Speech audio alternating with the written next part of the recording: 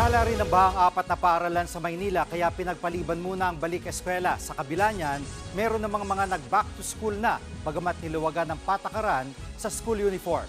Nasa frontline ng balitang yan si Gio Robles. Hindi naka-uniform sa unang araw ng pasukan ang grade 9 student na si Shane. Isa siya sa mahigit 1,300 na mag-aaral ng Elpidio Quirino High School sa Maynila na balik eskwela ngayong Lunes. Kwento ng nanay ni Shane, binaha ang bahay nila sa barangay 598 sa Old Santa Mesa noong Miyerkules. Kaya wala pa raw silang budget pambili ng bagong uniforme. Siyempre, ano lang po, taste lang po muna dahil sa hindi natin inaakala na magkaroon ng ganitong sitwasyon. Ayon kay Rita Riddle, ang Schools Division Superintendent ng DepEd Manila, nakadepende sa magulang kung ano ang isusuot ng mga mag-aaral. Ang pag-uniforme po ay hindi po compulsory sa mga public schools. Especially po kung ngayon po na merong mga kalamidad, hindi po ito inaasahan.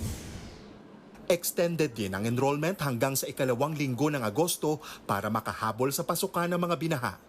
Sa kabuuan, may halos 300,000 enrollees sa lungsod ng Maynila ngayong bagong school year 2024-2025.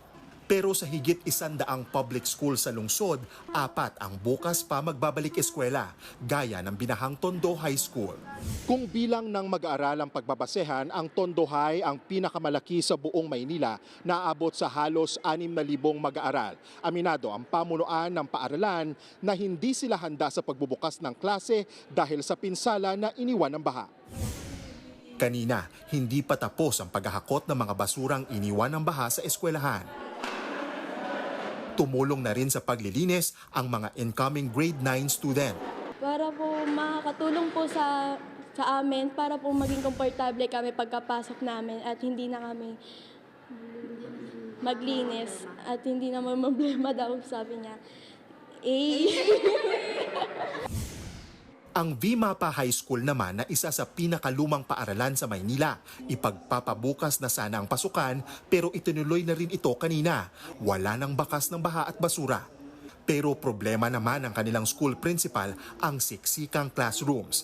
Kaya ang SISTE, blended learning o online classes pa rin ang nasa higit 3,000 nilang estudyante.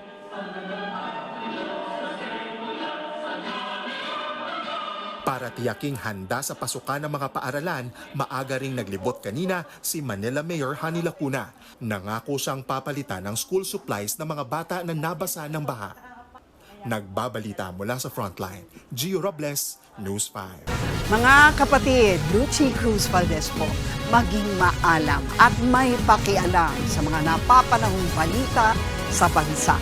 Tumutok at mag-subscribe sa News 5 social media pages.